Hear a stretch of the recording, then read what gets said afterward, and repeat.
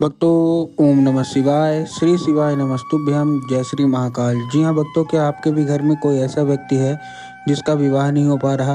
आप लोग बहुत ज़्यादा परेशान हैं कि आखिर इसका विवाह क्यों नहीं हो पा रहा।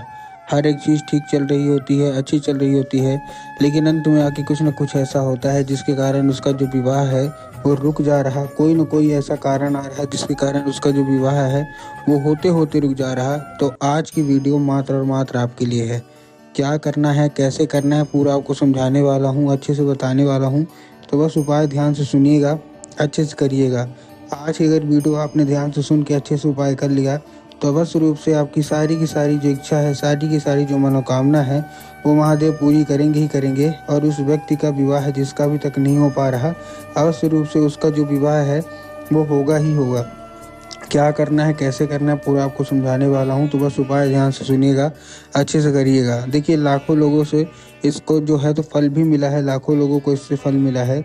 आखिर वो कौन सा उपाय है जिसको करने मात्र से लाखों लोगों को फल मिला, वो भी हम जानेंगे आज की इस वीडियो में। देखिए, आपको पता होगा कि पूज्य गुरुदेव की जो कथा होती है उसमें लाखों की भीड़ आती है। कैसे आती है भीड़? लाखों की भीड़ आती है। और जब गुरुदेव की कथा में लाखों की भीड़ आती है तो वहाँ ज़्यादातर जो भक्त रहते हैं वो क्या करते हैं, पत्र के द्वारा अपनी मनोकामना गुरुदेव तक पहुँचाते हैं। तो अभी गुरुदेव की कथा चल रही थी, आज से 5-6 महीना पहले की बात है। गुरुदेव की कथा चल रही थी और गुरुदेव की कथा में लाखों की भीड़ आई। और जब गुरुदेव की कथा में लाखों की भीड़ आई तो वहाँ ज़्यादातर जो भक्त थे उन्होंने क्या किया, पत्र के द्वारा अपनी मनोकामना गुरुदेव तक पहुँचाई। अब जब गुरुदेव के पास पत्र पहुँचा और गुरुदेव ने पत्र पढ़ा तो वहाँ गुरुदेव ने देखा कि ज़्यादातर जो भक्त हैं उनकी केवल और केवल एक ही मनोकामना है। जो भी माता पिता हैं, एक ही मनोकामना है, क्या कि गुरुदेव हमारे घर का एक लड़का है, किसी का लड़का है, किसी का लड़की है, उनका विवाह नहीं हो पा रहा। हम लोग बहुत ज़्यादा परेशान हैं। उनकी जो उम्र है वो धीरे धीरे करके गुजरती जा रही है।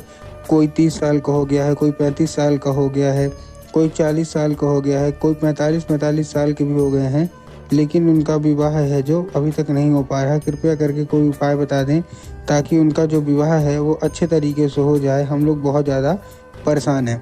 जब गुरुदेव ने ये देखा तब गुरुदेव ने 2 से 3 उपाय बताया और कहा केवल और केवल ये उपाय कर लेना, तुम्हारे घर का जो कोई भी सदस्य है जिसका भी विवाह नहीं हो पा रहा, अवश्य रूप से उसका जो विवाह है वो होगा ही होगा।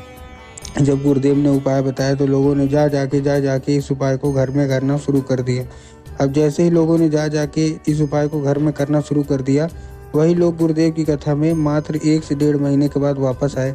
अब जब वही लोग गुरुदेव की कथा में वापस आए तो उन्होंने क्या किया, फिर से एक बार गुरुदेव को पत्र लिखा। लेकिन ये वाला जो पत्र था ये गुरुदेव को धन्यवाद के रूप में पत्र था कि गुरुदेव धन्य हो आपका, आपके द्वारा बताया गया उपाय हमने कर लिया है। हमारी सारी की सारी मनोकामना, सारी की सारी जो इच्छा है वो पूरी हो गई है। आपका कोटि कोटि धन्यवाद। आपके द्वारा बताया गया ही उपाय हमने किया और हमारे घर के व्यक्ति का सारा जो मनोकामना था ना वो पूरी हो गई है और उस व्यक्ति का विवाह भी पक्का हो गया है। आपका कोटि कोटि धन्यवाद।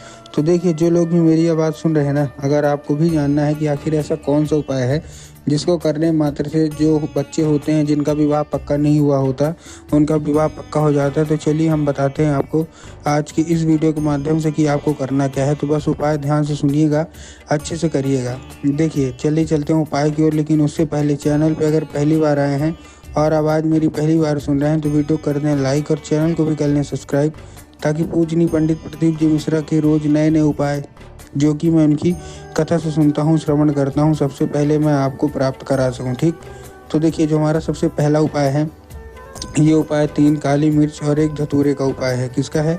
3 काली मिर्च और 1 धतूरा। अब देखिए, काली मिर्च और काली तिल में बहुत सारे लोग कंफ्यूज होते हैं कि काली मिर्च लेना है कि काली तिल लेना है। काली मिर्च ले रहे हैं, ठीक, तो काली मिर्च आपने ले लिया, साथ में आपको क्या चाहिए, साथ में आपको चाहिए धतूरा। तो काली मिर्च ले लिया और धतूरा ले लिया। ये लेने के बाद आपको क्या करना है, उन्हीं को दे देना है, लड़का लड़की जो भी आपको होगा जिनका विवाह नहीं हो पा रहा है। ठीक, दे दिया। देने के बाद उनको बोलना है कि पहुंच जाएं सीधा सीधा शिव मंदिर। और जैसे शिव मंदिर पहुंच जाएं तो क्या करना है, सबसे पहले दक्षिण दिशा में खड़े हो जाएं और उत्तर की ओर अपना चेहरा कर लें।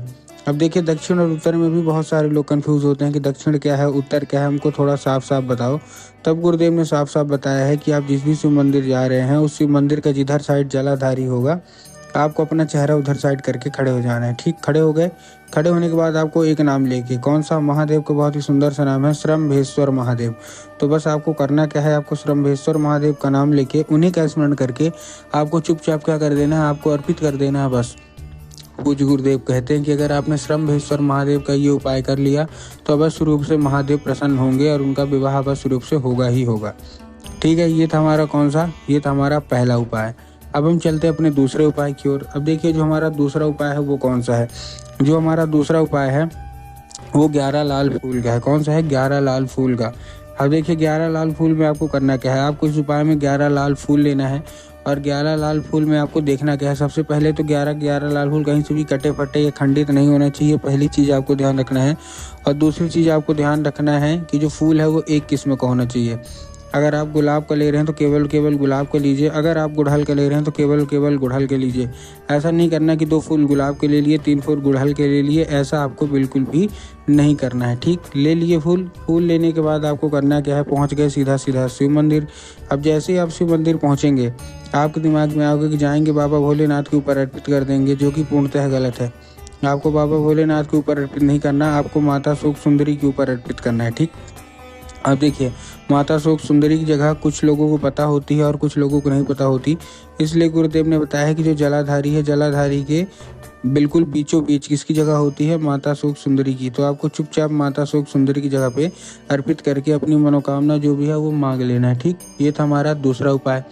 अब हम चलते हैं अपने तीसरे और आखिरी उपाय की ओर। अब जो हमारा तीसरा और आखिरी उपाय है वो कौन सा है, वो है लाल चंदन का। आपको इस उपाय में क्या लेना है, आपको इस उपाय में लाल चंदन लेना है और लाल चंदन लेने के बाद पहुंच जाना है कहाँ, सीधा शिव मंदिर।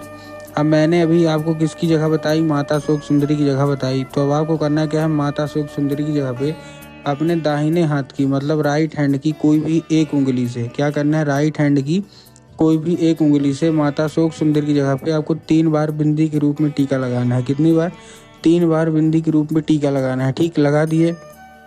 लगाने के बाद जैसे आप बिंदी के रूप में वहाँ टीका लगाएंगे, टीका लगाने के बाद आपको करना क्या है, वो हाथ आपको धुलना नहीं है, मतलब ठीक है ना, कुछ मत करिएगा। वो हाथ वैसे का उंगली वैसे की वैसे रहने दीजिए और वही उंगली लेके आप चुपचाप मतलब क्या 5 मिनट खड़े रहिए।